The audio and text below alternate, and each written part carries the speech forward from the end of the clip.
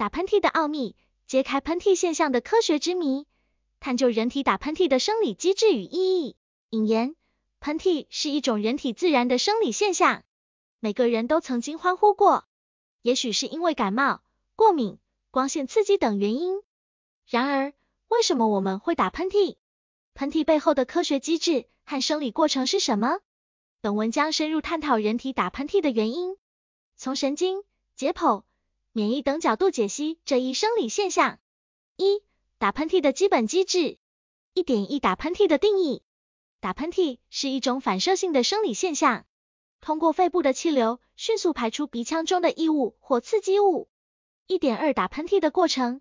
打喷嚏的过程分为5个阶段，包括刺激、反射神经、肌肉运动、肺部气流和清理。2. 喷嚏的生理机制。2.1 鼻黏膜的作用。鼻黏膜是感受刺激的主要部位，当刺激物进入鼻腔，会引起黏膜的反应，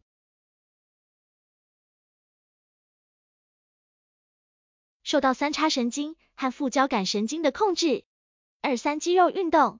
喷嚏过程中，鼻腔的肌肉收缩，肺部的肌肉也参与运动，产生强烈的气流。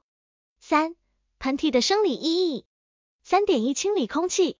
喷嚏有助于排除鼻腔中的异物、灰尘和细菌，保护呼吸道的健康。3.2 免疫功能。喷嚏是人体免疫系统对抗外来刺激的一种反应，有助于防止疾病的入侵。4. 打喷嚏的触发因素。4.1 过敏。过敏原如花粉、尘螨等进入鼻腔，刺激黏膜导致打喷嚏。4.2 病毒感染。感冒等病毒感染导致免疫系统反应，引发打喷嚏。4.3 光线刺激。强烈的阳光、闪光等光线刺激也可能引发喷嚏。5. 特殊情况下的打喷嚏。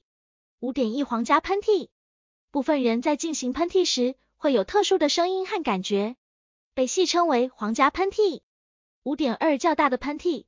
有时喷嚏可能很强烈，但多数情况下并不会对身体造成伤害。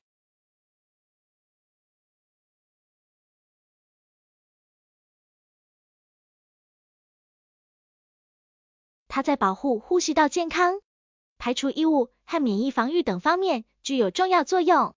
无论是过敏、病毒感染还是光线刺激，都可能触发我们的喷嚏反射。了解喷嚏的生理机制和功能，有助于我们更好地理解人体的运作，并更好地保护自己的健康。